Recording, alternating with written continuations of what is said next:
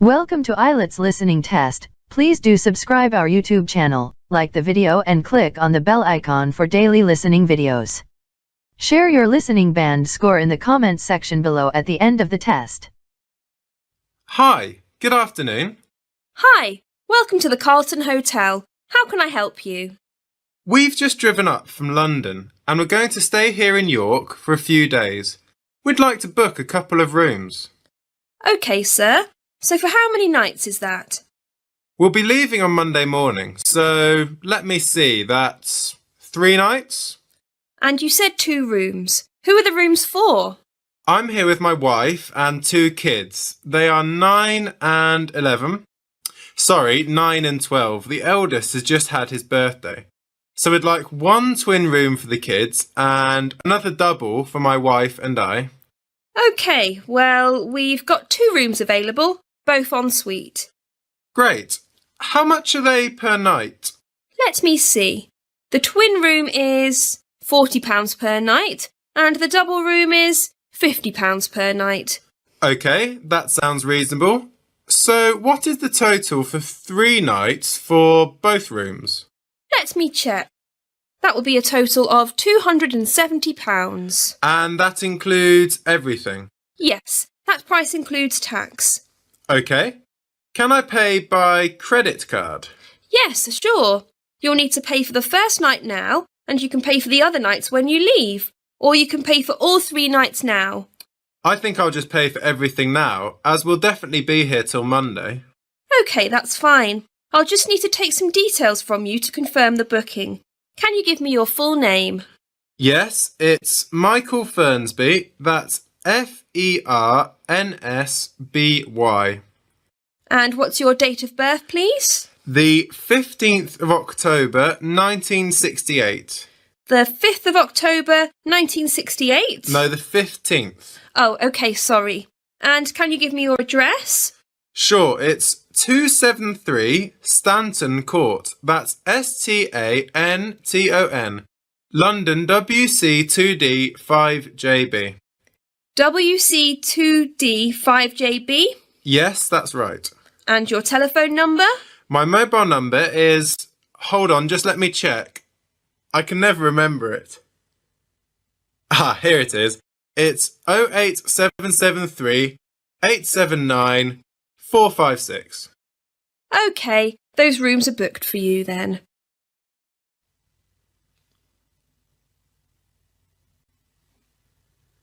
OK. I know we're a bit out of town here.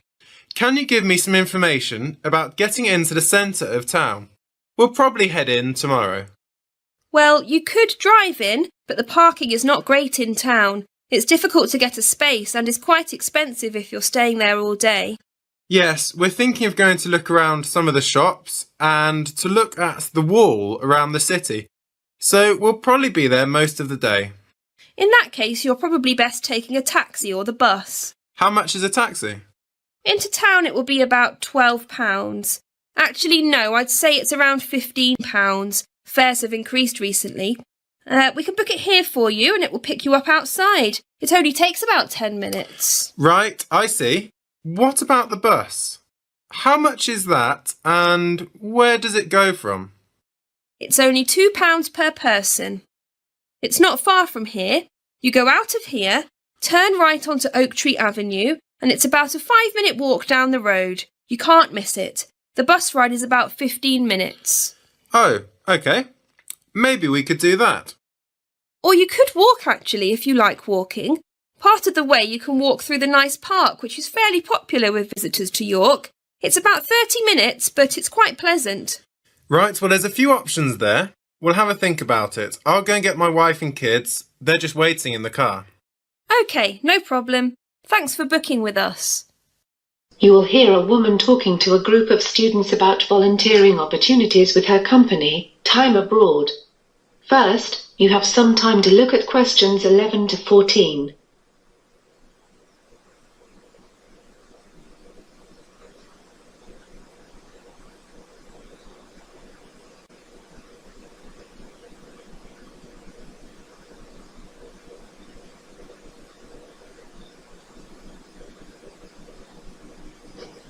Now listen to questions 11 to 14. Okay, everyone. Thanks for coming today and for your interest in volunteering abroad. For those that don't know much about our company, Time Abroad, let me start by telling you a bit more. Time Abroad is one of the largest volunteer abroad organisations in the UK. The company was founded in 2000. In 2007, the company grew by joining with another company, PT Travel, making us even larger. In 2014, we sent 10,000 people abroad on a variety of service projects and internships overseas, more than any other company. All participants receive the best support from our full-time professional staff to ensure that the experience is safe, worthwhile, and fun. We have lots of very experienced staff working for us. We have around 150 full-time staff members, many of whom are former volunteers themselves, inspired by their own experience. Some of these people are even part of the original groups of volunteers back in the early 90s. About 75 of those staff are not located in the UK at all, and spend their whole time in another country supporting the volunteers. They are experts on the local communities you are working in, having spent their whole lives there. They have vast experience in fields such as community development or education. The times that volunteers join the programme vary a lot. Some join in July because they have just finished studying at college or university and want to do some volunteering before they move on to work or further study. The winter months are also popular because people want to escape the cold weather in the UK. But there are no set start dates, and programmes run continuously throughout the year, so the majority of volunteers start when it is best for them. Time Abroad is an entirely independent organisation, which does not receive any funding from religious bodies, political parties, development organisations, or other sources. And of course, we don't request money from our partner organisations in the developing world. All our work is 100% funded through your contributions as a volunteer. We do get help from the government, but that is from reduced business taxes, not financial contributions. It is this financial independence that gives us the freedom to set up projects wherever we think it may be useful, and where we think that our volunteers can make a valuable contribution.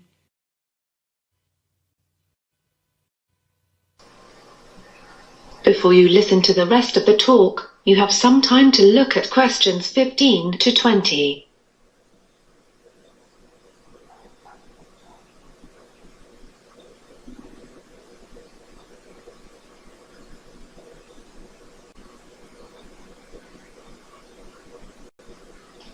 Now listen to questions 15 to 20. Now I'm going to tell you about some of the more popular opportunities in a bit more detail. One of the most popular volunteering choices is teaching. You'll find a warm welcome awaits you from our students around the world. The main thing you will do is assisting with English conversation, because although the local teachers are very capable of teaching the structural aspects of the English language, such as the grammar, they do not use the correct intonation or pronunciation because they lack the confidence of a native speaker. By providing conversational English teaching, you can greatly enhance the learning experience of thousands of children and adults with whom we work in the developing world. You can also volunteer in agriculture and farming. Access to safe and healthy food is a major concern of any society. Volunteers work on a farm with the aim of promoting sustainable local food sources and responsible farming. Using pesticides and other destructive agricultural techniques can have a long-term negative impact on the environment and threaten the future well-being of whole regions. Time Abroad's agricultural and farming projects focus on organic farming practices and educating local communities on their benefits. You could also volunteer in the field of veterinary medicine. If you do this, you will be working alongside a vet in a local veterinary practice. You will help the vet when people bring in sick animals or join the vet on visits to people's houses or other places. You will gain fantastic insight that would not be possible in your own country. you are likely to see many exciting types of animals, like snakes, big cats, or even elephants. And you will develop a better understanding of the problems people are faced with in both urban and rural areas of the Third World. So, I hope that's helped you to learn a bit more about time abroad. Does anybody have any questions?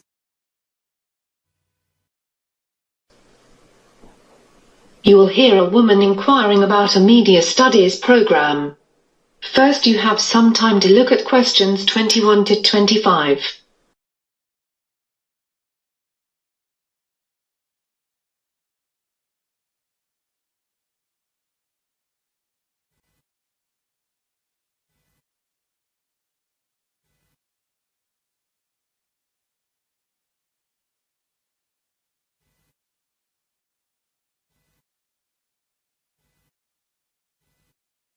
Now listen carefully and answer questions 21 to 25.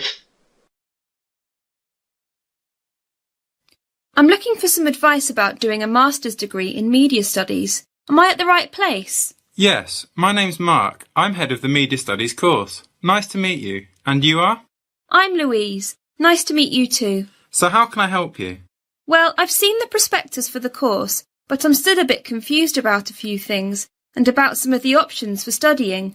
What's your situation at the moment? Are you working?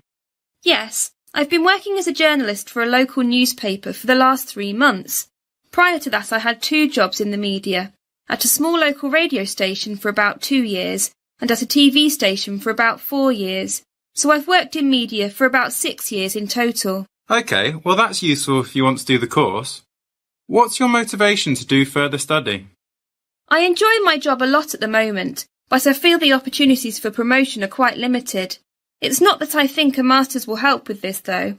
I'll probably leave my job, maybe to go into TV or something, but basically I think wherever I end up going in the future, employers prefer to see someone with postgraduate qualifications these days. And are you intending to study full-time? Well, I'd really like to keep working as I need an income. What are the options for me if I want to work while studying? You could do certain modules over a number of years if you like. It's up to you how many you do. Basically, you get credits for the ones that you complete. People usually do the Masters in anything from 18 months up until 4 years. It depends on your time. If you wanted a fixed schedule and attendance and did it part-time, then that would be a total of 3 years. So what's the admission criteria to join the course? Well, there are a few things that are useful but not essential. But there are some requirements. Usually to join a Masters, people must have a bachelor's degree. But we are prepared to overlook this if someone has enough work experience. But you must have one or the other. It's useful if you have research experience, as you have to complete a thesis, but we can train you on this if not. It is essential that you have motivation if you want to join the course, as it is very demanding. Before you hear the rest of the conversation, you have some time to look at questions 26 to 30.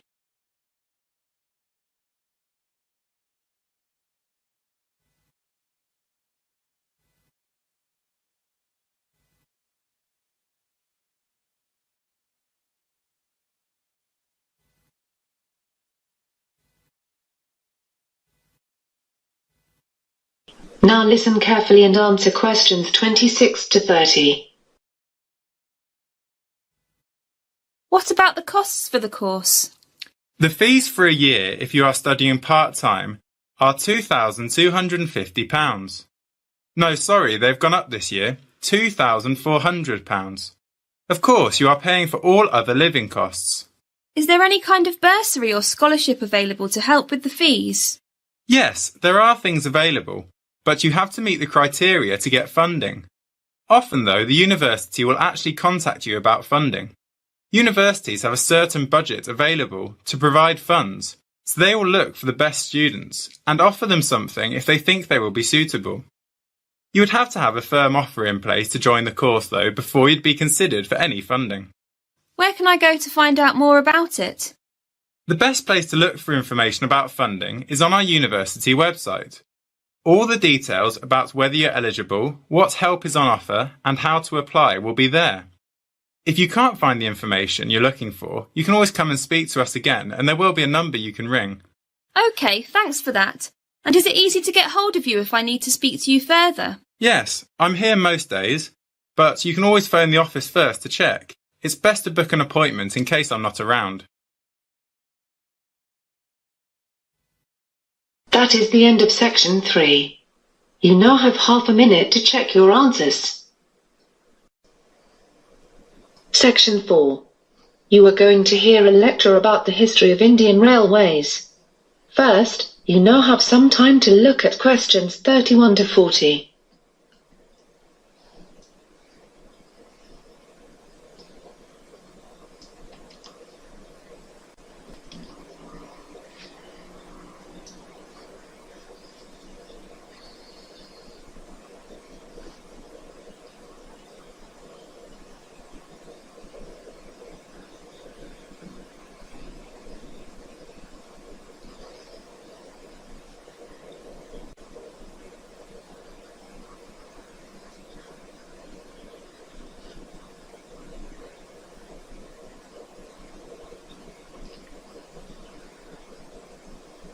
Now listen carefully and answer questions 31 to 40. In today's lecture, we're going to be talking about the history of Indian railways, from when they began up until 1945, when they had all been taken over by the government. Indian Railways is an Indian state-owned enterprise, owned and operated by the Government of India through the Ministry of Railways. It is one of the world's largest railway networks, comprising 115,000 kilometers of track, over a route of 65,000 kilometers, and there are 7,500 stations. It transports over 25 million passengers daily, which is over 9 billion on an annual basis. Indian Railways is the world's 9th largest commercial or utility employer by number of employees, with over 1.4 million employees. The history of rail transport in India began in the mid-19th century. The core of the pressure for building railways in India came from London. In 1848, there was not a single kilometer of railway line in India. A British engineer, Robert Maitland Brereton, was responsible for the expansion of the railways from 1857 onwards. The Allahabad-Jabalpur branch line of the East Indian Railway had been opened in June 1867. Brereton was responsible for linking this with the Great Indian Peninsula Railway, resulting in a combined network of 6,400 kilometers. Hence it became possible to travel directly from Bombay to Calcutta. This route was officially opened on the 7th of March in 1870, and it was part of the inspiration for French writer Jules Verne's book Around the World in 80 Days. At the opening ceremony, the Viceroy Lord Mayo concluded that if possible, at the earliest possible moment, the whole country should be covered with a network of lines in a uniform system. By 1875, about £95 million were invested by British companies in Indian Railways. By 1880, the network had a route mileage of about 14,500 kilometers, mostly radiating inwards from the 3 major port cities of Bombay, Madras, and Calcutta. By 1895, India had started building its own locomotives, and in 1896 sent engineers and locomotives to help build the Uganda railways. In 1900, the Great Indian Peninsula Railway became a government-owned company. The network spread to the modern-day states of Assam, Rajasthan, and Andhra Pradesh, and soon various autonomous kingdoms began to have their own rail systems. In 1905, an early railway board was constituted, but the powers were formally vested under Lord Curzon, the then Viceroy of India. It served under the Department of Commerce and Industry and had a government railway official serving as chairman, a railway manager from England, and an agent of one of the company railways as the other 2 members. For the first time in its history, the railways began to make a profit. In 1907, almost all the rail companies were taken over by the government. The following year, the first electric locomotive made its appearance, and with the arrival of World War I, the railways were used to meet the needs of the British outside India, but with the end of the war, the railways were in a state of disrepair and collapse. In 1920, with the network having expanded to 61,220 kilometers, a need for central management was mooted by Sir William Ackworth, a British railway economist. Based on the East India Railway Committee chaired by Ackworth, the government took over the management of the railways and detached the finances of the railways from the other government revenues. The period between 1920 and 1929 was a period of economic boom. There were 66,000 kilometers of railway lines serving the country. The railways represented a capital value of some 687 million sterling, and they carried over 620 million passengers and approximately 90 million tons of goods each year. Following the Great Depression, the railways suffered economically for the next 8 years, and the Second World War severely crippled the railways. Starting in 1939, about 40% of the rolling stock, including locomotives and coaches, was taken to the Middle East. The railway workshops were converted to ammunition workshops, and many railway tracks were dismantled to help the Allies in the war. By 1946, all rail systems had been taken over by the government. That is the end of section 4. You now have half a minute to check your answers.